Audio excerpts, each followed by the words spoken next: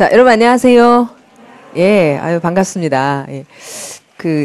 오늘은 기출문제를 이제 제가 3, 4월 여러분이랑 같이 기출문제를 매일 한 회씩 푸는 프로그램을 운영할 거고, 그래서 문제를 어떻게 푸시는 게 좋은지 방법을 말씀드리려고 여러분을 봬요. 예.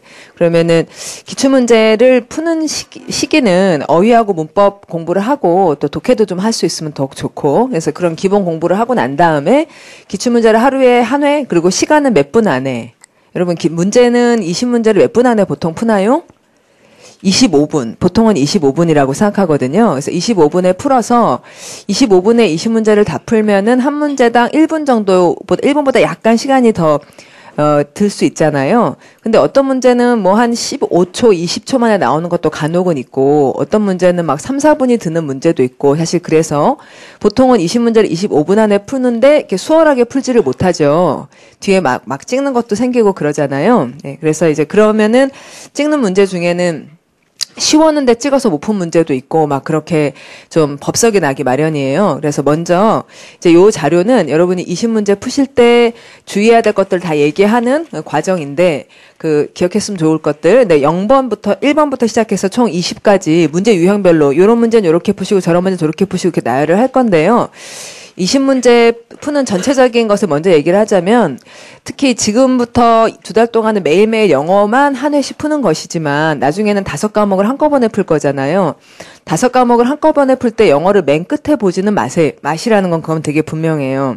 그러니까 영어를 맨 끝에다 푸는 학생들이 덜어 있는데, 그렇게 되면 앞에 나머지 과목을 풀 때 그게 썩 마음이 편하지가 않잖아요. 보통 영어를 맨 마지막에 푸는 거는 일단 기선을 제압 당하는 거나 마찬가지라는 거예요.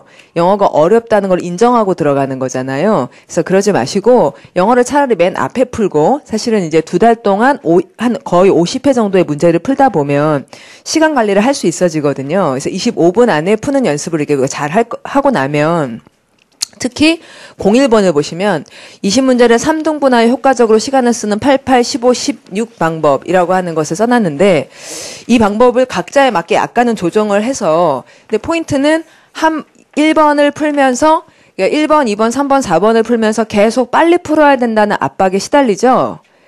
여러분 그렇죠? 예, 그러니까 막 빨리 풀어야 되는데, 특히 1번부터 7번 정도까지는 막 빨리 풀어야 되는데 이렇게 하다가 8번쯤 되면 갑자기 생각이 나죠. 앞에 걸 맞췄을까? 빨리 풀긴 했는데 막 8번까지 보통 보면 한 3, 4분 만에 막 푸는 경우도 있고, 막 4, 5번 만에 8번을 풀고는 있는데 과연 앞에 내가 무슨 정신으로 문제를 풀었는가에 대해서 이렇게 굉장히 회의를 하게 돼요. 그런데 이제 우리가 이렇게 저 동물적 감각으로 짧은 문제는 빨리 풀어야 되고, 긴 문제는 지문이 길면은 굉장히 길게 풀기 마련이다라고 하는 이런 이제 동물적 감각이 있잖아요. 그러니까 여기서 동물적이라 하면 이렇게 원시적이면 합리적이지는 않다는 이야기죠. 예. 근데 이게 왜냐하면은 짧은 문제도 5점이고 긴 문제도 결국은 5점이잖아요. 각각이 다 5점이기 때문에, 또 어떤 거는 조금만 봐도 답이 나오는 것도 있고, 그렇기 때문에 짧고 길고 가지고 시간을 배분하면 안 되고, 한 문제 한 문제가 다 5점이라는 것을 좀 명심을 해야지 된다고요. 그래서 저는 그리고 또 문제대로는 가형, 나형 이런 걸로 문제를 막 솔팅하기도 하기 때문에 앞부분에는 계속 짧은 지문이 나오고 뒤는 굉장히 길다, 꼭 그런 것도 아니라서, 제일 중요한 거는 다 5점이기 때문에 거의 균등하게 배분을 해서 시험을 3등분으로 나누는 것을 먼저 일단은 권해요. 그러면 8번 위에다가 쭉 줄을 긋고 여기다가 8분이라고 쓰시고, 그다음에 15번 위에다가는 16분이라고 쓰신 다음에 요 첫 번째 섹션을 풀 동안에는 8번 이후의 문제에 대해서는 신경을 쓰지 않으시는 거예요. 그러니까 총 8분 동안은 7문제만 생각하면서 푸는 거죠. 그럼 7문제 중에서 열심히 생각을 잘해가지고 6개 정도를 맞히자, 이렇게 생각을 하는 거예요. 그러면은 8분 동안에 6문제를 맞추자면은 한 문제당 1분도 넘는 굉장히 어마어마하게 많은 시간이 생기는 거예요.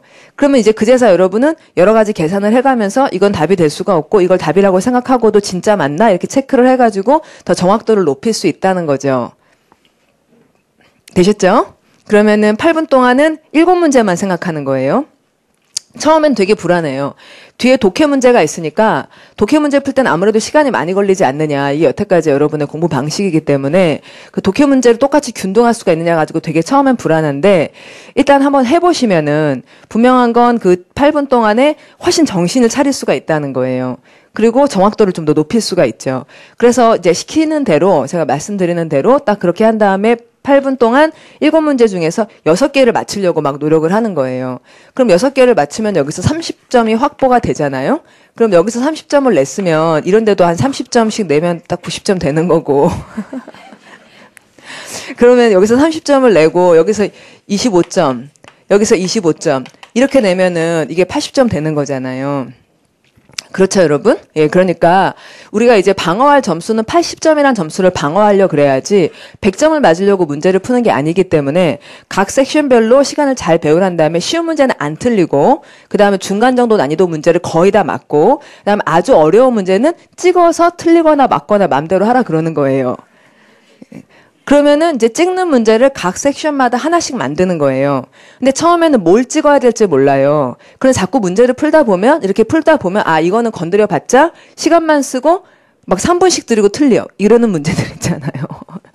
말려 들어가지고 문제를 막 앞에서부터 풀다 보면 위에 문제는 막 빨리 풀다가 어떤 문제를 보면 조금만 더 하면 막 맞힐 것 같은데 막 이러면 자꾸 생각을 해서 3분이나 막 써버렸는데 나중에 보면 틀리고 막 이런 문제들이 있어요. 그러니까 그런 걸 없애게 되는 거예요. 문제를 계속 꾸준히 풀다 보면 건드리면 시간을 많이 쓰고 마치듯이 불확실한 문제들이 있다는 걸 아니까. 그래서 각 구역별로 한 문제 정도는 찍는다고 생각을 하고 뭐 찍을 때도 물론 생각 잘해가지고 찍어야겠지만 대신 나머지 문제들은 충분히 생각해서 자기가 아는 것보다도 더 잘 풀게 그렇게 만들자 하는 게 이제 이 세 가지 섹션을 나누는 이유예요. 그래서 또 거의 비슷한 시간인 거죠. 8분, 그러면 16분이죠.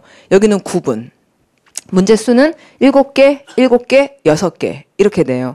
근데 이제 여러분 중에서 어떤 분들은 문법이 되게 만약에 약하면 여기에 시간을 아무리 줘봤자 소용이 없다. 여기에 시간을 아무리 줘서 시간을 많이 가져봤자 별로 뭐 이렇게 도움이 안 된다. 그런 분도 있고 문법이 한 이게 보통 표준적인 학생들은 문법 공부를 좀 했으니까 조금만 더 시간을 썼더라면 맞췄을 문제를 잠깐 얼핏 실수에 틀리는 경우가 있거든요. 그래서 이제 균분이 되어 있으니까 자기에게 맞게 어떤 분들은 또 중간 부분에 좀 더 시간이 필요하다. 그러면 요거를 조금 더 당겨가지고 이제 여기를 7분으로 잡고 그럼 요건 7분 만에 하고 요거는 9분 만에 하고 그러면 이제 이게 7분, 9분, 9분 이렇게 나오게 되는 거죠. 방법은 아시겠죠? 예, 그래서 일단 시킨 대로 한번 해보세요. 그럼 딱 그 다음에 이제 아마 화요일 정도부터 매일 한 회씩 문제를 푸실 건데 25분 스탑워치를 재놓고 25분 딱 시작하고 문제를 보면은 8번 이렇게 끊어놓고는 그동안에는 넘어가지 말고 막 검산을 다 했는데도 시간이 남아. 막 그럼 기다리고 그러면 안 되죠. 그런 건 아니고 검산을 하도록 하고는 시간이 남으면 맨 뒤에 20번 문제를 하나 푼다든지 아니면 그 다음 문제 15번을 하나 풀어놓는다든지 그래서 하나만 건드리는 식으로 그렇지만 거기서 6개 정도를 최대한 맞추려고 노력은 해보시는 거예요. 예, 그 다음 섹션도 역시 7문제 중에서 6개 최대한 맞추려고 하고 굉장히 까다로운 문제는 되도록 찍는 것이 사실 굉장히 현명한 방법이다라고 하는 것이 맨 처음에 있는 20문제를 3등분하여 푸는 그 방법이에요. 설명은 되셨죠, 여러분? 이제 이렇게 연습을 하면은 제일 큰 장점은 뭐냐면 25분 안에 자기가 문제 푸는 속도를 조절할 수 있게 돼요. 그래서 이걸 맨날 한다고 생각해 보세요. 그럼 나중에 25분을 넘는 경우는 거의 없거든요. 넘어봤자 27분 이 정도가 돼요. 그러면 영어를 먼저 시험을 볼 수가 있다는 거예요. 그래서 시험지를 딱 받고 나면 영어부터 막 풀어놓고 25분, 끼키야 27분이 걸릴 테니까 그래놓고 나머지 과목을 풀 때 훨씬 더 집중해서 풀 수 있어지는 거죠. 그리고 25분, 27분 동안 이걸 3등분 했기 때문에 이제 아깝게 틀리는 문제들을 굉장히 줄일 수가 있어요. 그러니까 기왕 우리가 공부한 양들은 비슷한데 어떤 사람이 되게 안타깝냐면 공부해놓고 쉬운 문제인데 실수해가지고 틀리고 그것도 다 5점인데 그런 게 뭐 어려운 문제라고 배점이 더 많은 게 아니기 때문에 우리가 틀리는 건 어려운 문제를 틀려야지 쉬운 문제 틀리면 안 되잖아요. 근데 그럴 로스들을 굉장히 줄이는 방법이라는 거죠. 자, 되셨죠? 그러면 이제 첫 번째에 대해서 제가 설명을 좀 많이 드린 것 같고, 그리고 맨 마지막에 이제 한 문단 말씀 아직 안 드린 게 있는데, 결국 무엇을 묻고 있는가, 무엇을 말하고 있는가라는 요점 확인이 관건인데, 요점 확인을 해주셔야 되거든요. 근데 여태까지 하는 방식으로 하면은 요점을 확인할 정신이 없잖아요. 정신이 없죠, 정신이. 무슨 요점 확인이고 뭐고 막 정신이 없게 막 문제를 풀잖아요. 그러니까 그게 안 돼, 그걸 하기 위해서 3등분을 나눠서 하는 거예요. 정신 있게 문제를 풀어가지고 오세요. 예. 자, 그 다음에 시간에 쫓기지 않고 충분히 생각할 수 있도록 각 섹션마다 아주 어려운 문제 하나는 빨리 포기하는 것도 굉장히 현명한 방법이다. 예, 그것도 선생으로서 참 할 만한 충고죠. 예. 선생으로서 참 할 만한 충고예요. 그러니까 다 같이 5점인데 왜 그걸 붙잡고 오래 있느냐 이거죠. 자, 그럼 이제는 전체적으로 문제 푸는 방법, 이거 꼭 좀 잘 지켜주셨으면 좋겠고, 만약에 이게 되게 불편하시면, 혹시 또 이제 이렇게 끊어놓고 나니까 뭐 더 쫓긴다라는 둥, 뭐 이럴 수도 있어요. 근데 이제 요 방법의 취지를 잘 생각하셔가지고, 사실 예전에 여러분이 이렇게 끊지 않고 했을 때의 굉장히 아주 안 좋아왔었잖아요. 너무너무 불안하고 안 보이고 그랬던 거. 예, 그런 것보다는 나은 취지가 있다는 걸 잘 자기를 좀 설득해가지고, 요게 좀 적응하도록 노력해 보시고, 또 때로는 더러 영 안 되겠다 싶으시면은 그냥 반을 나누세요. 그래서 11번 위에다가 선을 끊어가지고 이걸 넘으면 안 되는 시간은 13분보다 넘으면 안 되잖아요. 그러니까 물론 이제 이렇게 하진 않겠지만 자기한테 맞게 여기에다 10분 정도를 쓴다든지 그렇게 하면은 좀 더 굵게 나뉘어지니까 세 등분 하는 것보다는 나은 분도 있을 수 있어요. 그래서 그 둘 중에 하나를 좀 해 보시길 바랍니다. 결국은 25분 안에는 끝내는 것을 효과적으로 잘 할 수 있도록 그것만 잘 만들어 주시면 각자 여러분에게 맞게. 자, 그다음에 이제는 각 유형별로 어떤 유형은 어떻게 푸시고 하는 걸 하나하나 말하려고 그래요. 그래서 유형별로 나눠 보면 어휘 문제는 크게 두 종류가 나오고 그 첫 번째는 동의어 찾기 문제가 나오잖아요. 그렇죠? 그래서 밑줄을 긋고 난 다음에 동의어를 찾으라 그래서 단어가 쉬우면은 딱 보고 답이 그야말로 막 5초 만에 나오는 그런 문제지만 많지가 않죠. 그런 문제가. 단어를 알면은 그냥 바로 팍 답이 나오지만 이렇게 또 그게 그렇게 늘 그런 게 아니에요. 그래서 모르는 단어가 나오면 어떻게 하세요? 찍어요. 모르는 단어가 나오면 찍으셨던 분에게 찍지 말고 생각하라고 그 방법을 말씀드리려고 하는 거예요. 아시겠죠? 예. 자, 그 다음에 또 3번을 볼게요. 어휘 문제는 두 번째는 빈칸을 완성해라. 이런 문제는 어떻게 푸세요? 이제는 해석을 할 수밖에 없죠. 빈칸이 있으니까 해석을 해가지고 앞에 이제 무슨 말이 들어갈까 하는 걸 추측을 해가지고는 그 추측된 말에 적합한 걸 이제 선택항에서 골라야 되고 그렇잖아요. 근데 선택항에 또 막 모르는 단어가 쫙 깔려있고 이러면은 자, 그게 힘들었을 거예요. 그래서 그럴 때도 어떻게 하면 되는지 하는 방법을 말씀드리겠어요. 그리고 또 이제 빈칸 문제가 나오면 해석을 할 수밖에 없기 때문에 여러분들이 그러면 해석을 잘해야 되는데 하는 부담이 있잖아요. 그럼 해석을 잘하는 방법이 뭔지를 말씀을 드리겠어요. 그래서 해석을 해서 빈칸에 무슨 말이 들어가야겠구나 하는 추측을 어디까지 해주시라 하는 방법을 말씀드리겠습니다. 그다음에 이제 이디엄하고 회화 문제로 넘어가면요. 빈칸이 이게 대화가 쭉 나오고 그다음에 빈칸을 아래쪽에다 넣고는 그 빈칸에 뭘 넣어라 이런 문제가 나오잖아요. 그럼 이제 이런 문제는 여러분이 어디서부터 읽으세요? 위에서부터 읽어요? 빈칸 근처부터 읽어요? 빈칸 근처를 읽으세요. 그러시는 분들도 덜어 있겠지만 위에서부터 읽는 분들도 많이 있을 거예요. 맞죠, 여러분? 예, 그런데 이게 어떻게 되냐면 빈칸 문제는 다 마찬가지인데 지문이 길면 앞에서부터 읽으면 장점이 있을 것 같지만 앞에서 읽다 보면 무슨 얘기하는지 잊어먹고 막 그러는 경우도 많이 있고 여러 얘기를 읽다 보면 무슨 얘기하는지 이게 소용이 없는 경우가 사실은 좀 많은 것 같아요. 좀 그렇죠. 읽었는데 무슨 얘기인지 기억이 안 나. 이럴 때가 많잖아요. 그런데 앞은 필수는 아니다. 앞부분은 필수는 아닌데 빈칸 근처는 필수죠. 그래서 만약에 빈칸 근처로 답이 나온다면 이 위를 읽을 필요가 없잖아요. 당연한 이야기죠? 예, 그리고 이제 우리가 문제를 풀 때는 늘 시간에 쫓기고 있지, 그리고 또 별별 얘기를 들어야 되는 정신이 없지, 그러니까 앞에서 읽는다고 해서 잘 기억이 나는 것도 아니란 말이에요. 그래서 이제 그 정신력을 우리의 그 매우 유한한, 그쵸, 여러분? 무한하지 않은 이 유한한 정신력을 잘 쓰기 위해 빈칸 근처를 열심히 읽으시라는 거예요. 그런 다음에 추측을 잘해가지고 답을 풀자 하는 얘기를 말씀드리려고 그래요. 자, 그 다음에 또 내려와 보시면은 동그라미 5번에 두 번째 유형은 짧은 대화들, A, B 이렇게 대화가 있고 그 다음에 어색한 걸 찾아라 이런 류의 문제들이 나와요. 뒷페이지를 보시면은 자, 그러면 이런 문제를 읽을 때는 앞에서부터 읽을 수밖에 없죠. 1번, 2번, 3번 이렇게 읽을 수밖에 없는데, 자, 문장을 다 읽고는 요점을 꼭꼭 표시를 해가면서 읽으시라고 하는 걸 연습 말씀드리겠습니다. 그러니까 그냥 쑥 읽고 나서 맞는 것 같은데 틀린 것 같은데 이러지 마시고, 쓱 읽고 나서 얘가 포인트가 이거구나. 그러니까 B번을 쓱 읽고 나서 아, 포인트가 이거니까 이 말은 말이 된다 하는 거를 바로 이제 동그라미도 표시하고 이제 판단을 하고 가자고요. 맞는 것 같은데 맞는 것 같은데 맞는 것 같은데 맞는 것 같네. 막 이러면 그러면서 또 다시 읽어. 맞는 것 같은데. 이게 아니라 이거는 요점이 이거고 이거는 요점이 이거니까 맞잖아. 확실히 맞아. 이렇게 해놓고 이거는 이 요점이 이거 요점 맞나? 모르겠어. 퀘스천하고 이거는 요점이 이거고 이건 요점이니까 확실히 맞잖아. 그리고 마지막 이거는 요점이 이거 요점 확실히 맞잖아. 그럼 아까 잘 모르겠던 그게 답이겠네. 다시 보고는 말이 안 되네. 이렇게 갈 수 있도록 하나하나 요점과 요점을 표시하고 맞는지 틀리는지 표시하고 가자 이거예요. 자, 아시겠죠? 예, 그 다음에 이제 이디엄 회화의 마지막 유형은 이제 이게 되게 어려운데 6번 유형이 빈칸에 공통으로 들어갈 단어가 뭐냐 이렇게 물어보는 문제들이 있잖아요. 그러면 단어를 모르는 건 아닌데 거기에 골고루 들어갈 게 문제에 대해서 되게 어렵고 한 문제들 어떻게 풀 건지 말씀드리겠고, 자, 그다음에 이제 문법 문제, 문법 유형으로 가볼게요. 문법 유형은 요새 이런 유형이 굉장히 많이 나오고 있어요. 이제 단어들 문장 4개 주고 그다음에 그 중에서 틀린 부분을 찾아라 하는 거. 그래서 문법에 대해서는 제가 설명을 많이 해놨는데 요런 요소들을 다 볼 수밖에 없죠. 혼합 유형이고 그래서 굉장히 많은 요소들이지만 요점들을 한 번씩 더 말씀을 드릴게요. 그래서 앞에서부터 뭐 하나하나 제대로 읽자는 얘기입니다. 근데 하나하나 읽을 때 어떤 것들을 좀 확인해 가면서 읽어야 될지 말씀드리겠고요. 그다음에 뒷페이지 가서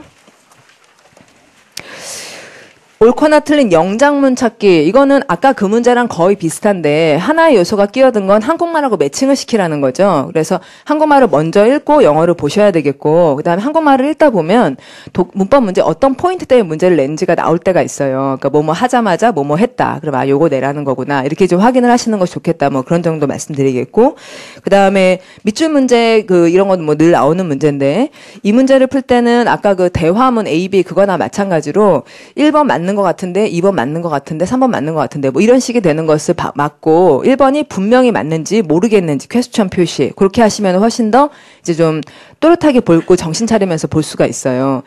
그렇게 OX로 표시하려고 하지 않으면은 그냥 이렇게 슥슥슥슥 보게 되거든요. 그래서 O다 X다 하는 또는 퀘스천 막이다 이걸 다 번번이 표시하려고 그러면 집중력을 계속 유지할 수가 있는 거죠.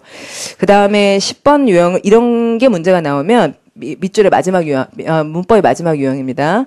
빈칸을 채워라 그러면은 먼저 확인해야 될 것은 품사를 확인하셔야 돼요. 그 빈칸에 들어갈 말이 뭔지.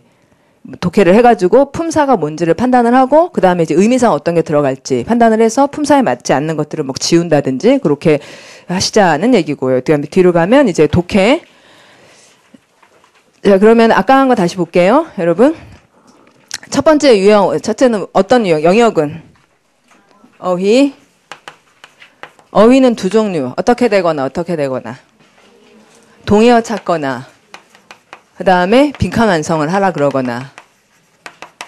그러면 동의어 찾으라고 하는데 그 단어 동의어 무슨 말인지 정확히 알면 물론 바로 답하겠지만 근데 또 간혹은 한 단어에 여러 가지 뜻이 있을 때가 있잖아요. 예를 들면 exploit이라는 동사를 exploit을 우리가 착취하다라고 해석하고 있지만 이게 업적이라든지 굉장히 잘했다라는 좋은 의미로 쓰이기도 해요. 그러니까 뽑아 쓴다는 게 당하는 사람 입장에서는 착취지만 자기 뽑은 사람 입장에서는 이게 업적이란 말이에요.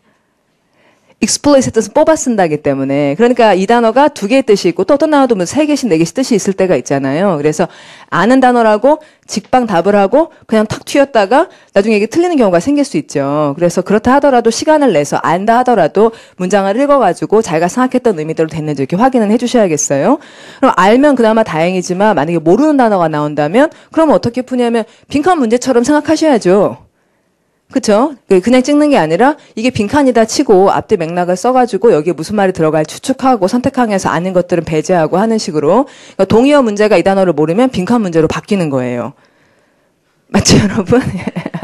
동의어 문제 그 단어를 모르면 빈칸 문제 풀듯이 푸시는 거고 그런 다음에 이제 빈칸 문제 풀듯이 푼 다음에 그래도 빈칸 문제보다는 쉬운 게요. 만약에 동의어 문제인데 만약에 여러분이 이 단어를 몰라요. 그런 다음에 빈칸 추측을 해가지고 선택하면서 답을 했는데 이 답이 인으로 시작하는 단어일 수가 있을까요? 없을까요?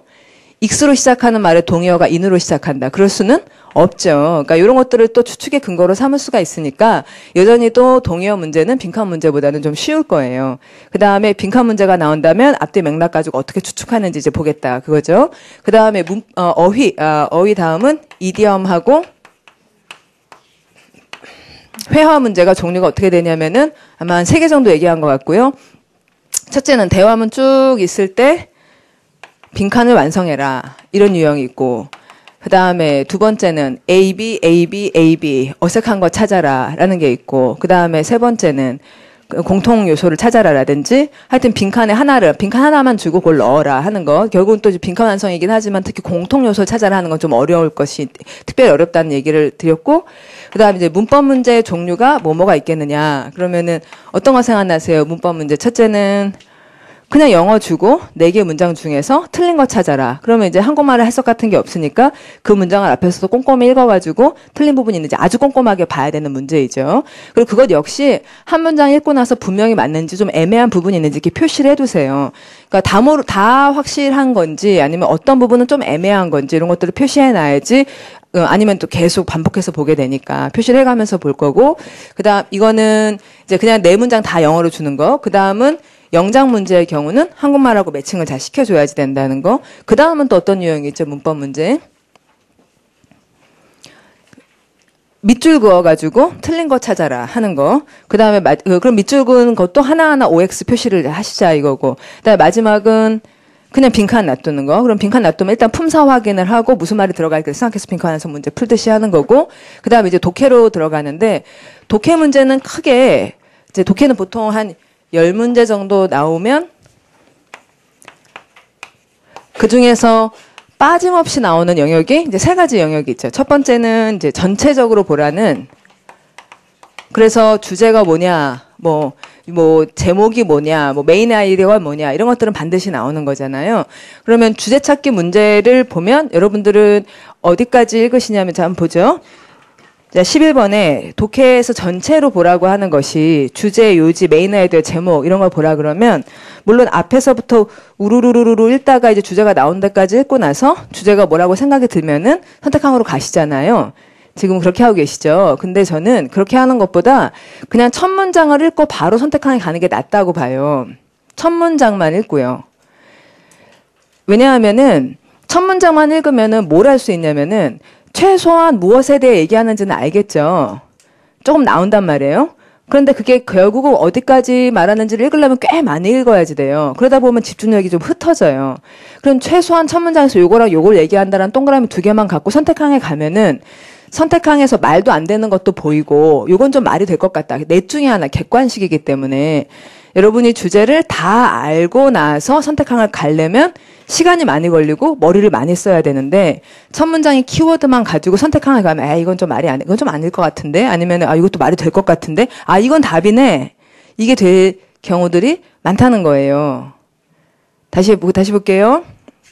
첫 문장만 읽었어. 무슨 얘기를 하는 것 같아. 최소한 등장인물이 얘네야. 무슨 얘기할지 뒤에까지 다 알지는 못해. 그러나 선택항 1번을 봤어. 그랬더니 선택항 1번이 내가 읽은 주제문하고 아무 상관이 없어. 이건 답이 안 된다고 X를 해. 2번을 보니까 말이 돼. 괜찮을 것 같아. 이럴 수도 있을 것 같아. 아주 확실히 그런 것 같지는 않지만 그럴지도 몰라. 그러면 내가 그럴지도 모른다고 생각한 단어에 동그라미를 표시해놔. 3번을 보니까 그것도 말이 될 수도 있을 것 같아. 그러니까 2번하고 3번 둘 중에 어느 게 더 맞을지를 봐야 될 거라는 생각이 들었는데 4번을 보니까 완전 답이야. 4번을 보니까 너무 답이야. 이런 경우들이 종종 발생한다는 거예요. 그러면은 또는 이럴 수도 있어요. 1번을 봤는데 이건 말이 안 되는데 2번 괜찮을 것 같고 3번 괜찮을 것 같고 4번 괜찮을 것 같아. 이럴 때도 있어요. 그런 경우가 아주 많지는 않아요. 근데 그럴 때도 있으면 2, 3, 4에서 포인트가 뭔지 다시 생각해 봐요. 그러면은 2번이 주제문이라면 여기에 포인트가 있다는 거고 자꾸 생각해보니까 아닌 것 같아. 뭐 이럴 수도 있고요. 그다음에 이게 포인트라는 얘기고 3번을 보니까 이쪽에 있고 4번을 보니까 이쪽에 있어. 이렇게 해서 이제 기억을 했잖아요. 그래서 본문을 읽어요. 본문을 읽어 두 번째, 두 번째 읽어보니까 답이 나와요.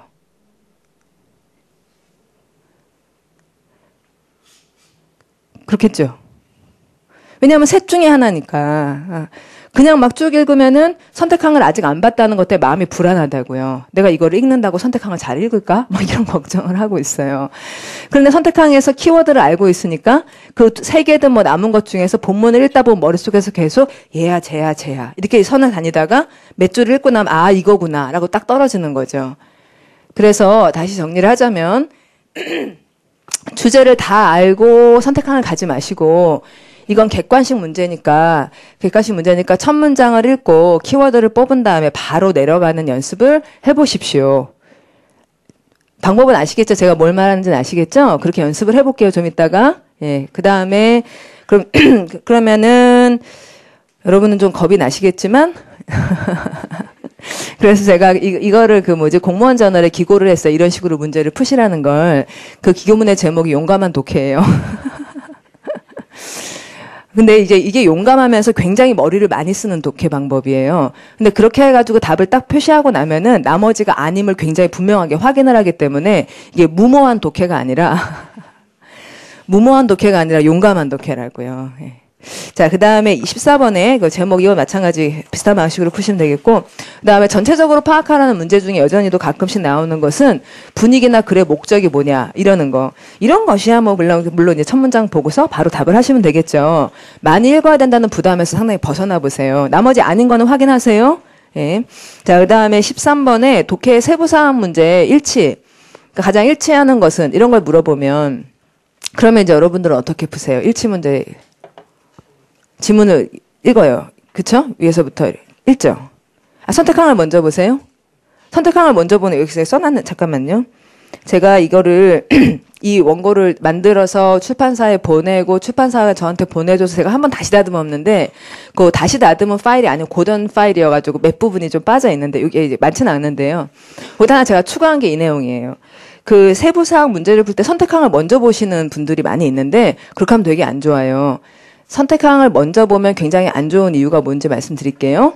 예. 자, 그러면 세부사항 true나 false를 찾아라 이렇게 물어봤어요. 그걸 보고 바로 선택항을 가서 1번, 2번, 3번, 4번을 읽으면 이걸 읽고 나면 여기에 있는 많은 단어들, 특히 요새 그 선택항이 2줄짜리 막 나오고 그래요. 선택항이 한 줄에 끝나지 않고 굉장히 긴. 그러면 1번에 단어가 되게 많잖아요. 그 중에 포인트가 뭔지 알 수 있어요, 없어요?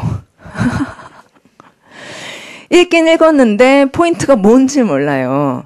그리고 이게 지금 무엇에 대해서 얘기하는지 모르기 때문에, 왜냐면 한 단어의 뜻이 여러 가지가 있을 수가 있는데 맥락이 있고 주제가 있어야지 그중에 무슨 뜻이구나가 나오는 거지.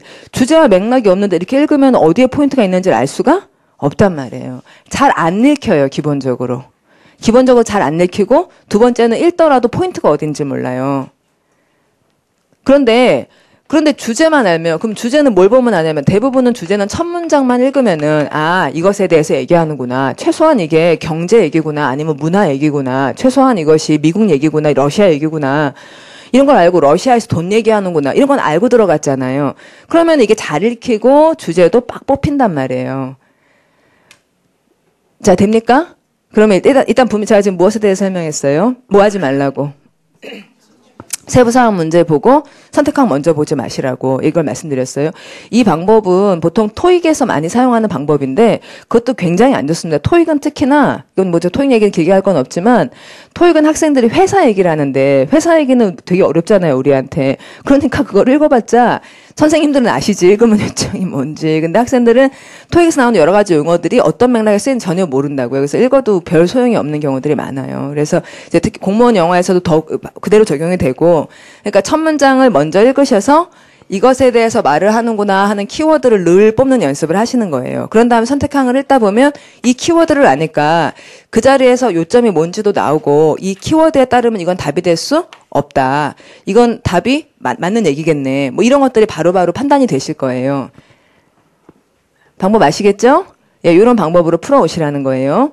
자, 그래서 우리 이 최신 기출 문제집을 여러분이 이제 특히 일단은 그 수업을 들으시는 분들을 기준으로, 또는 그 문제집을 푸는 분들을 기준으로 수업 말씀을 드릴 수밖에 없는데, 이 최신 기출 문제집을 보시면은 독해 지문의 첫 문장을 파란색으로 백그라운드를 칠해놨어요. 근데 이제 그게 키워드라서 칠한 게, 그게 이제 센텐스가 뭐 키워드가 들어있는 센텐스라서 칠한 게 아니에요. 골라서 칠한 게 아니라 그냥 첫 문장을 다 칠한 거예요. 그래서 어떤 학생들은 왜 그 무슨 토픽 센텐스에 형광펜을 칠해놨냐, 토픽 센텐스 내가 찾아야 되는데, 막 이런 얘기를 하시는데, 토픽 센텐스 칠한 게 아니라 그냥 첫 문장을 칠한 거예요, 첫 문장을. 그러니까 모든 첫 문장을 열심히 보시라는 메시지를, 그러니까 말로 하기보다 그냥 비주얼로 하느라고 모든 첫 문장을 형광펜을 칠해 놓은 거예요. 그러니까 그 첫 문장, 여러분들도 그래서 시험지를 받으시면 지금 최신기출 문제집에 그렇게 되어 있던 대로, 뭐 모의고사를 보시던 뭘 보시던 자꾸 사람들이 정신이 없어지잖아요, 문제를 풀다 보면. 그래서 이거 독해할 때 보면 정신이 없으니까 막 읽다가 내가 지금 뭘 읽고 있지? 막 이런 생각을 이쯤에서 하잖아요. 뭘 읽고 있었지? 막 그런단 말이에요. 그래서 첫 문장에서 무슨 얘기인지 딱 알면은 그 다음에 이렇게 들어갈 텐데. 그래가지고 첫 문장을 잘 볼 수 있도록 여러분도 형광펜을 칠하고 들어가시는 것이 굉장히 좋은 방법이에요. 자, 그러면 이제 세부사항 문제에 대해서 방법 말씀 좀 드렸고요. 그 다음에 세부사항 문제를 제가 많이 넣었는데 이게 보세요. 요새 이게 17번 문제 보세요. 17번. 지문이 이렇게 길어요. 그러면은 이걸 앞에서부터 계속 읽는다. 아무 생각이 안 나요. 그리고 앞에서부터 그걸 읽고 있으면요. 읽는 내가 한심해. 그런 생각이 들어요. 그렇지 않습니까? 읽고 있다 보면 읽으면서 바로 잊어먹어. 순간 기억이야. 읽고 그 다음 문장 읽으면 그 앞에 말을 그냥 잊어먹어. 그러고 있는 나 자신에 대해 되게 한심해하면서 계속 읽는단 말이에요. 그러면서 눈은 또 계속 놓지 못하고 읽고 있어. 솔직히 그렇잖아요. 보통. 여러분 그러시죠? 제가 잘 알아요. 근데 이게 지문이 계속 기니까 막 읽기는 읽어야 될 것 같고 무슨 말인지 계속 모르고 있고 이렇다고 선택항을 본다고 뭘 알까 싶고 그러다가 선택항을 볼 때쯤 되면 완전 지쳐 있어요. 선택항을 볼 때쯤 되면 완전 지쳐 있어요. 완전 전이상실이에요. 그러니까 선택항이 막 읽을 때 막 지쳐가지고 이렇게 했다가 그런 것 같기도 하고 아닌 것 같기도 하고 막 이런다고요. 그래서 그러지 마시고 딱 이제 첫 문장 딱 주제 보고 바로 선택항으로 가는 거예요. 그런 다음에 키워드 빡 뽑고 OX 표시하고 그래서 답이 딱 나왔다 싶으시면은 조금 확인하고 싶을 때가 있잖아요. 그러면 가서 확인 딱 하시고. 아시겠죠? 예. 그 다음에 또 18번 국가직 7급 문제인데 이렇게 지문 상당히 깁니다. 지금 이게 한 단어로 되어 있어서 그렇지 시험장이 두 단이면 엄청나게 길어요. 그래서 이거를 다 읽어야 된다는 부담을 가지고 문제를 푸시면 그건 정말로 이제 아주 많은 점수를 깎아먹은 거예요. 그래서 다 읽지 말고 아까 얘기한 것처럼 생각을 많이 하고 선택항을 열심히 보셔야 돼요. 이게 아까 같은 방법의 문제는 선택항이 안 읽혀요. 선택항이 또박또박 읽히지가 않아요. 너무 지치기 때문에. 그런데 본문을 열심히 읽어야 돼요. 선택항을 열심히 읽어야 돼요. 자, 중요한 질문이에요. 본문을 열심히 읽어야 돼요. 선택항을 열심히 읽어야 돼요. 잘 생각해 보세요. 여러분 지금 문제를 푸는 거잖아요. 예? 본문을 잘 읽어야 돼요. 선택항을 잘 읽어야 돼요. 선택항을 잘 읽어야 돼요. 본문 잘 읽어봤자 아무 소용이 없어요. 본문을 잘 읽어봤자 선택항을 잘못 읽으면 아무 소용이 없잖아요. 굉장히 중요한 이야기죠? 선생님이 가르쳐 마땅한 매우 중요한 얘기를 했어요. 아니 본문은 안 읽어도 답을 할 수가 있어요, 여러분. 예를 들면 제가 여기다 써놨는데 뒤에 가봅시다. 14번. 특정 정보 찾기 이랬잖아요. 그러면 특정 정보 찾으라 그러는 거는 지시문을 보면 다음 글을 읽고 보기 중 프라이머리 제스처에 해당하는 것은 이렇게 물었는데요. 사람이 굉장히 용감해지면 프라이머리 제스처라는 말을 딱 듣고 무슨 말인지 반은 확실히 알고 있다는 거예요. 반이 뭐야? 한 75%는 알고 있어요. 제스처라는 말은 확실히 알죠. 그 다음에 프라이머리라고 하는 게 우선적인 거니까 우선 제스처 이렇게 말하니까 우선적인 제스처라는 게 우선적인 제스처일 거 아니에요. 그쵸? 본문은 꼭 읽어야지 프라이머리 제스처가 뭔지 아냐고 대충 알잖아요. 프라이머리 제스처가 뭔지. 선택항에 바로 가요. 자, 1번. 포인팅. 이거잖아요. 그쵸? 프라이머리 제스처. 다 아니다. 이렇게 가리키는 게 제스처 맞아요? 아니에요? 맞죠? 프라이머리 해요? 세컨더리 해요? 프라이머리. 우선적인 제스처잖아. 맞네. 2번에 여닝. 무슨 말인지 아세요? 하품. 하품이 제스처예요? 여러분, 하품이 제스처입니까? 그건 생리현상이잖아요. 제스처라는 건 누구한테 무슨 정보를 전하기 위해 몸짓을 사용하는 게 제스처인데 하품이 그런 건 아니잖아요. 3번, 스니징. 무슨 말이게요? 코 고는 건지 재채기 하는 건지 하여튼 코랑 상관이 있는 말, SN, 노즈하고 상관이 있는 말이긴 한데, 코를 골던 재채기를 하던 그게 제스처입니까? 제스처다 아니다. 아니잖아요. 그 다음에 4번에 coughing. 이거 재채기, 기침하는 거잖아요. 제스처다 아니다. 아니잖아요. 답은? 본문을 안 읽었어요. 본문 안 읽었는데, 선택한 아주 잘 읽은 거예요. 그쵸, 여러분? 이걸 막 열심히 읽고 있어요. 생각을 해보면 이 사람이 나한테 프라이머리 제스처를 찾으라 그랬는데 프라이머리 제스처라는 게 뭔지 아는데 한번 찔러보지 뭐 어차피 읽을 건데 그리고 가서 보니까 제스처 하나밖에 없네. 포인팅은 프라이머리 제스처 되겠네. 그래서 답하고는 그 다음에 이제 좀 시간이 나면 읽어보시는 거예요. 근데 읽어보면 되게 어렵거든요, 앞에가. 그러니까 일단은 이게 넘어가는 거예요. 그 시간에 딴 문제를 풀지 이런 생각이 드는 거죠. 그거 안 돼. 프라이머리 제스처가 뭔지는 맨 끝에 나와요. 거기까지 읽고 있냐고.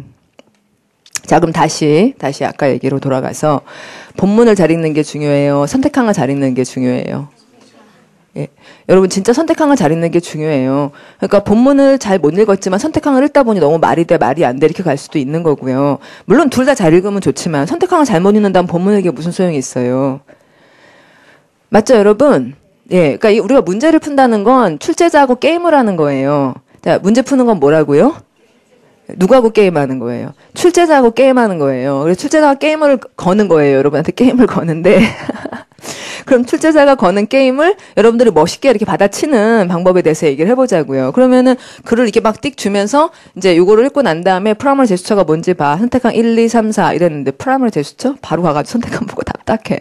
그럼 출제자가 잘했다 그래요. 너 그게 뭐야? 이래요. 응? 그거 잘한 거예요? 잘못한 거예요?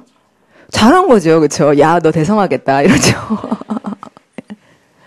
야, 이 대성하겠다. 그러죠. 아니, 일을 시킬 때 말이에요. 출제자 대체로 여러분한테 일 시킬 사람들인데, 응? 여러분한테 일을 시키면은, 근데 여러분이 공무원 돼서 일하는데, 뭐 어쩌고저쩌고 해서 이걸 해보세요. 이렇게 얘기를 했더니, 막 머리 써가지고 탁 해내.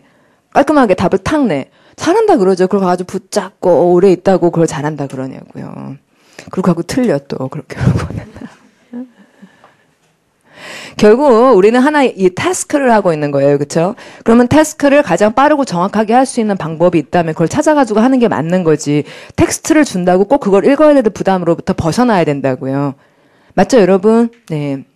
그래서 이거는 제가 계속 말씀드리다시피 아주 맞는 방법이에요. 그래서 전혀 편법이 아니라 이제 선택한 걸 굉장히 잘 읽어야 된다라고 하는 건 참 맞죠. 그리고 본문에 대해서는 이제 본문에 대해서 앞부분만 잘 읽고 자꾸 선택한 걸 가자 그러는 거는 영어라는 언어가 영어가 앞에서 주어 동사로 거의 다 말하는 언어잖아요. 주어하고 동사만 보면 뒤에 무슨 얘기할지에 대해서 굉장히 많은 정보를 주어 동사로 주는 언어죠. 그렇죠, 여러분? 예, 그것을 이제 파워그래머라는 제 책에 보면 프로액티비티라고 한마디를 쓴 게 앞에 주어 동사만 보면 뒤에는 쫙 예상되는 것들이 나오게끔 말을 한다고. 굉장히 친절한 언어죠. 그렇습니까, 여러분? 예, 굉장히 목소리가 크지 않아요? 굉장히 친절한 언어예요. 그래서 이제 앞에서 얘기한 대로 예상했던 대로 굉장히 스트럭처가 나와주고 마찬가지로 문단을 쓸 때도 앞에서 처음에 한두 문장으로 자기가 무슨 얘기할지를 굉장히 선명하게 드러내야지 잘 쓴 글이지. 앞에서 막 연기 피우면 굉장히 못 쓴 글이라고 누구나 다 생각을 한다고요. 앞을 딱 보고는 분명하게 드러나야 돼요. 좋은 글은 주제가 뭔지가 나오고 주제를 읽고 나서 뒤에 말이 궁금해지게 만들어서 뒤에 말을 더 듣고 싶게 만들어서 아니면은 앞에 말을 읽으니까 무슨 말인지를 알겠어서 뒤에 말을 보지 않아도 되겠다 해도 좋은 글이에요. 얼마나 배려를 하는 글이잖아요. 읽는 사람을 배려한 글이에요. 그래서 결국 이렇게든 저렇게든 앞에서 굉장히 많은 정보를 내주고 뒤에는 요 얘기하고만 상관 있는 얘기를 해야지 앞에서 한 얘기랑 딴 얘기를 뒤에서 하면은 그건 완전히 찢어야 되는 글이라고요. 그렇게 하면 절대 안 돼요. 그래서 이 다음을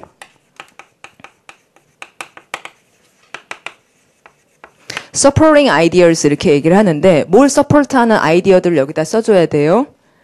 얘네들은 뭘 서포트해요? 이 첫 문장을 서포트하는 얘기들만 뒤에다 써줘야 돼요. 그래서 예를 들면이라든지 그러나라든지 뭐 여러 가지 도구들을 써가지고 결국은 앞에서 한 얘기를 계속해서 서포트해주고 만약 이 얘기를 하다가 이 얘기를 다 했다 싶고 딴 얘기를 또 하고 싶어지잖아요. 그러면 거기다 붙여서 하면 안 되죠. 예, 새로 문단을 써야죠. 붙여서 하는 게 아니라 새로운 문단을 써야죠. 그러면 새로운 문단을 지가 쓴다 하는 것은 이 얘기와 딴 얘기를 하겠다는 거고, 딴 얘기를 또 첫 문장에서 얘기를 해주고, 그러면 그 문단 내부적으로는 계속 이 문장을 얘기해줘야지 되고. 그래서 첫 문장과 밑에 있는 문장들은 거의 비슷한 얘기를 하는데, 이제 우리가 보통 글을 읽을 때는 처음에 한 얘기하고 계속 똑같은 얘기를 반복해서 해준다, 아니면 새로운 얘기를 하는 것 같다. 여러분은 어때요? 계속 똑같은 얘기를 반복하는 것 같아요?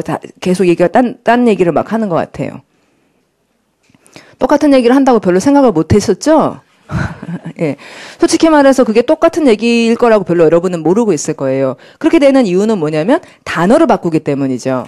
같은 단어를 똑같이 쓰지를 않고 계속 말 바꾸기를 하기 때문인데, 동의어로 워낙 똑같은 얘기를 하기 때문에 단어까지 같으면은 정말로 이제 무슨 애들 얘기하는 것 같으니까 계속 동의어 처리를 해주는 거예요. 말 바꾸기를 하는 거죠. 그렇지만 원칙적으로는 한 문단에는 딱 몇 개의 하나의 주제만 나와야 하고, 그 주제는 첫 문장에 상당히 드러나야 하는 게 원칙이에요. 여기까지 전달되셨죠? 예. 그러니까 앞부분을 읽으면 밑에 거는 거의 비슷한 얘기니까 선택하나 가지고 답을 하는 게, 그렇게 하는 게 맞다는 거죠. 자, 그 다음에 이제 그러면 14번으로 제가 확 뛰어온 이유는, 본문과 선택항 중에 어느 게 훨씬 더 중요하다. 선택한, 그러니까 출제자가 중요하지 글 쓴 사람이 중요한 게 아니에요. 어느 게 더 중요하냐 이러면은 우리한테 과제를 준 사람은 출제자니까. 자, 그다음에 15번으로 가보겠습니다. 15번에 이제는 세부사항 문제는 넘어갔고요. 그다음 빈칸 완성 문제를 볼게요. 그럼 빈칸 완성은 선생님들이 출제자들이 빈칸을 어디다가 내냐를 보면 세 종류의 빈칸을 내요. 압도적으로 15번 같은 유형인데, 주제 관련 표현이나 논리상 적합한 내용을 넣어라 하는 게 많이 나오죠. 예, 그래서 이제 뒤에 그림을 보시면은, 뒤에 그림이 아니라 문제를 보시면 이렇게 뭐 맨 앞이라든지 또는 맨 뒤라든지 이렇게 밑줄을 긋는다는 거는 주제를 찾아라. 주제라는 게 맨 앞하고 맨 뒤에 한번 정리해 주는 경우들이 또 자주 있으니까 주제와 관련한 표현을 넣으라는 거니까, 그러면은 이제 빈칸 문제는 기본적으로 빈칸 근처만 열심히 읽으시는 게 기본적인 방법이고, 그 다음에 또 이제 딱 봐서 이게 주제 관련이다 그러면 첫 문장을 읽고 바로 갈 수도 있고, 근데 첫 문장을 꼭 읽지 않아도 빈칸 근처는 반드시 읽어야 되는 거니까 빈칸 근처부터 먼저 풀어서 그렇게 해보겠습니다. 그 다음에 16번 문제는 빈칸인데 순접이나 역접에 접속 부사를 넣어라 하는 문제들이 맨날 나오잖아요. 그렇죠? 여러분 이렇게 선택항을 보면 딱 알 수가 있어요. 선택항에 뭐 however, for example 이런 게 나오니까. 이제 물론 제일 답으로 많이 나오는 게 however라는 건 여러분도 다 아실 거고. 그래서 시간이 없으면 물론 however를 찍는 게 맞긴 맞죠. 그런데 뭐 꼭 우리가 시간이 그렇게 없지 않을 거기 때문에 이제 8, 15, 16 이래가지고 시간에 막 쫓기지 않고 많이 읽지도 않을 거기 때문에 시간이 막 이렇게 널널해진단 말이에요. 그러면은 빈칸의 앞뒤를 이렇게 잘라가지고, 특히 여기서 그런 말씀을 드리는데 지문이 긴데 빈칸이 이런 데다가 나면은 이제 요 빈칸 근처를 읽어야 된다는 건 알면서도 자꾸 이렇게 굉장히 많은 글이 있다는 것에 대한 부담을 느끼게 돼요. 그래서 저도 문제 풀 때 자꾸 이제 또 읽어야 되는 거 아니야? 뭐 이런 생각이 든단 말이에요. 그러니까 이렇게 끊어놔요, 문장을. 한 요 정도. 빈칸 앞뒤를 볼펜으로 잘라요. 새로 문제를 만드는 거예요. 그래서 위아래는 없다 치고 요것만 가지고 답을 하자. 이렇게 생각해요. 그럼 거길 굉장히 집중해서 볼 수가 있어요. 그래서 물론 그거 가지고 안 되면 좀 더 읽는 거지만 거기 가지고 대부분 되니까. 제 말씀 아시겠죠? 예, 그래서 여러분들도 잘라가지고 그 부분만 열심히 봐보세요. 그러니까 사람이 넓게 보는 것보다 집중하는 게 훨씬 낫거든요. 자, 그 다음에 17번은 문법이나 어휘를 물어보는 경우가 있어요. 그렇죠? 선택항을 딱 보니까 뭐 이렇게 derivatives라든지 substitutes라든지 이게 단어들이 어렵단 말이에요. 그러면 단어 문제를 묻는 것일 거고, 물론 독해를 해가지고 단어 마치 어휘에 빈칸 완성 문제처럼 이렇게 풀어야 될 텐데, 어휘에서도 마찬가지지만 빈칸 뒤에는 전치사 같은 거 활용 잘 해보세요. 예를 들어 지금 이 문제 보세요. 24번에 기억 다음에 from이 나온단 말이에요. 그렇죠? 그러면은 기억 다음에 from이 나오는 걸로 보아 접두어가 D여야겠어요? 서브여야겠어요? D여야 한다. 예. 그 다음에 두 번째 밑줄 보면 다음에 for가 나오잖아요. 그러니까 뒤에는 서브가 들어가지 D가 또 나오면 안 된다. 뭐 이런 것들도 이제 좋은 앞뒤 봐가지고 딱 할 수 있는 그런 거죠. 그 다음에 문법 문제 나오면은 아까 빈칸 문법 문제 풀었던 것처럼 먼저 품사 판단하시고 뭐 이런 식으로 하십시오. 그다음에 18번 문제가 이제부터 마지막 섹션, 독해의 마지막 섹션인데 그 논리성을 파악하라는 문제. 여기가 이제 제일 많이 잘 읽어야 되는 거죠. 그쵸. 이거 많이 어려워들 하실 텐데, 이렇게 흩어진 문장의 순서대로 배열하기 문제가 나오면, 이제 물론 첫 문장을 잘 읽고 이렇게 하겠지만, 보통 여러분들은 어떻게 읽냐면, 첫 문장을 읽고, 그 다음에 가부터 이렇게 열심히 읽고 그러는 수가 있을 거예요. 근데 그렇게 하지 마시고, 다 이렇게 돼 있으면은, 형광펜으로 앞부분만 한 5단어를 이렇게 칠해버려요. 왜냐하면은 이제 proactivity 앞에서 이 문장이 전체적으로 어떤 역할을 할지가 상당히 앞에 보이거든요. 그래서 앞 문장만 가지고 배열을 해보는 거예요. 그러다 보면 가 앞에 나가 반드시 있어야지 가 뒤에 나가 있을 수는 없다.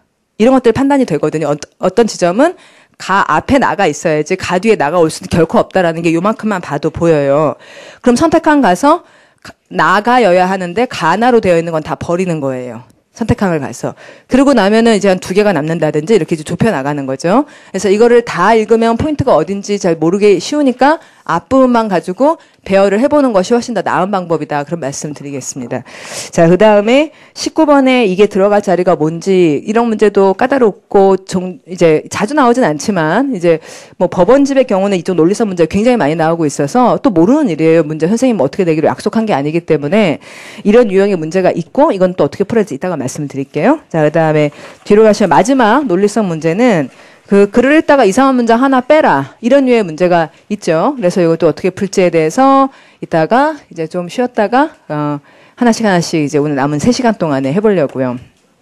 자, 그러면 이 첫 시간 동안에 제가 말씀드린 것을 다시 정리를 해보면, 문제들은 20문제가 각각 어떻게 구성되는지 우리가 머릿속에 가지고 있는 거죠. 그러니까 20문제 중에서 어휘가 몇 개쯤 나오나요? 예, 2개 정도 나오고 있습니다, 요새. 2개 정도밖에 안 나와요. 그 다음에 어휘가 이제 2개 정도밖에 안 나오기 때문에 어휘 문제가 좀 어려워진 경향이 있어요. 숫자를 줄이고, 그 다음에 되게 어려운 단어들을 내는 거죠. 그래서 그것을 다 외워가지고 문제를 풀려 그러는 거는 안 돼요. 그러니까 어휘 문제가 나오면 모르는 단어가 나오려니 이렇게 생각을 하셔야 돼요. 가다가 아는 단어가 나오면, 이럴 수가. 이렇게 하면서 이제 기쁘게 푸시고, 모르는 단어가 나오는 건 당연시해야 돼요. 그럼 모르는 단어니까 이제는 뭘 해야 돼요? 추측할 수 있는 힘을 키워야 돼요. 제 말 아시겠죠? 예, 옛날에는 어휘 문제를 막 4개씩 내고 그랬었어요. 그런데 지금 어휘를 줄이고 문법이 오히려 늘어나고 그리고 독해에서 어휘를 묻는 쪽으로 바뀌고 있으니까 단어가 되게 어렵다고요. 제가 이거 가지고 와서 아까 여기 우리 학생한테 휴대폰 빌려가지고 단어 찾아봤어요. 제가 모르는 단어 선택항에 막 나오고 그래요. 그러니까 이제 그러면 제가 모르는 단어는 전 찾아보지도 않아요. 그런 것은 답일 리는 없긴 없거든요. 그러니까 엉뚱한 선택항들을 넣는 거니까. 그렇긴 하지만 이제 여러분들은 저보다 훨씬 모르는 단어가 많기 때문에 이제 여러분이 모르면서 중요한 단어들도 꽤 있을 거예요. 그래서 어쨌든 이거는 추측을 할 수 있는 힘을 많이 키워 주셔야지 되는 거고. 그다음에 어휘 문제는 2개 정도. 그다음에 회화하고 이디엄 문제. 그게 요새 꽤 많이 나오고 있어요. 한 4개 정도 나와요. 그래서 이제 그런데 한 50회 문제를 풀다 보면, 기출부 문제를 풀다 보면, 회화에서 묻는 것들이 상당히 겹치고 어떤 분위기 스타일 같은 걸 알게 되기 때문에 기출 문제 가지고도 상당히 커버할 수 있는 부분이라고는 생각이 들고요. 또 그런 회화에 완전 이제 문외한인 분들이 있어요. 이렇게 이제 전혀 그 대화라는 것은 들어본 적이 없다. 이러시면은 어떤 일상생활에서 쓰는 영어라는 거는 본 적이 없다. 이러시면은 이제 이디엄 회화 특강이라든지 이런 책들, 문법 문제, 어휘 문제, 그런 회화 문제를 좀 모아놓은 것들, 이런 것들을 좀 많이 보셔서 익숙하게 만드는 특별 처방이 좀 필요할 수는 있겠지만, 이제 웬만큼 이제 중고등학교 때도 회화들이 있으니까 그런 것에 노출이 있으시면은 요 기출 문제를 푸는 것만으로도 좀 감을 찾을 수 있을 것 같아요. 어차피 추측해가지고 푸는 거니까. 자, 한 4개 정도 나옵니다. 그리고 그러니까 그쪽에 추측을 잘하는 연습을 하면 거기서도 굉장히 점수를 올릴 수가 있고, 그 다음에 문법 문제가 몇 개? 어휘 2개, 그 다음에 회화하고 이디엄이 4개, 그리고 문법이 4개. 문법이 4개에서 그게 4개가 거의 여기서는 미니멈이에요. 그래서 어떤 시험은 이제 7급의 경우는 문법 문제가 7개까지 나온 적도 있었어요. 굉장히 놀랬고, 그러면 이제 독해 문제가 줄어들어요. 독해를 오히려 8개로 줄이면서 문법 문제를 7개를 내기도 하고 막 그래요. 그래서 문법이 최소한 4개가 나오고 한 5개 정도라든지 이렇게 나오는 거는 사실입니다. 그래서 그때 근데 문법을 잘한다는 거는 여러분, 문법을 잘한다는 거는 독해나 어휘나 이런 데 다 영향을 미치는 거잖아요. 그렇죠, 여러분. 예, 그래서 이제 제가 파워그래머나 이런 책을 굉장히 어려운 책들을 쓰는 이유는 문법 문제 4개를 잘 맞추고자가 아니라 문법이 튼튼하면은 어휘도 잘 읽고 독해도 잘 읽기 때문에 독해를 1분만 봐도 정확하게 쏙 내용을 뽑을 수가 있는 실력을 문법으로부터 끌어올려야 되거든요. 그래서 평소에 문법 공부를 하실 때 그 4문제를 풀기 위한 문법 공부가 아니라 어떤 문장이 나와도 정확하게 읽기 위해서 문법이 필요한 거다. 그걸 여러분이 기억을 하시면은 문법도 잘 맞추고 나머지 것도 잘 될 수 있는 굉장히 좀 참 중요한 내용이라 생각이 들어요. 그래서 그런 식으로 공부를 해서 문법을 막 디테일하는 걸 외우는 게 아니라 그러니까 이런 것들을 주의해야겠구나, 이런 걸 맞춰야 되는구나, 이게 알다 보면 문법들이 이제 점수가 올라가겠죠. 그래서 어쨌든 우리가 이제 이 2달 동안 매일 문제를 풀고 또 여러분은 해설을 보시고 제가 일주일에 4시간 여러분이랑 공부할 때 주로 이런 식으로 할 거거든요. 그러니까 오늘 한 것처럼 한 회분 정도 6회 문제 중에서 그 어려운 문제들을 뽑아가지고 오늘 이제 굉장히 어려운 문제들을 뽑았어요. 근데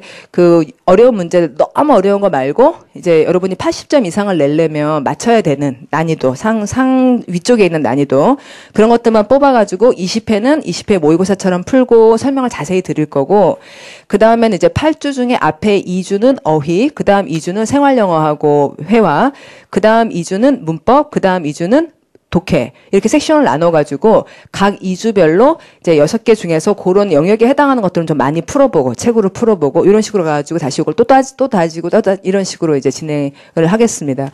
그래서 그때 문법 내기를 할 때 또 문법을 새로 다시 정리하고 도움을 받을 수도 있도록 그렇게 해볼게요.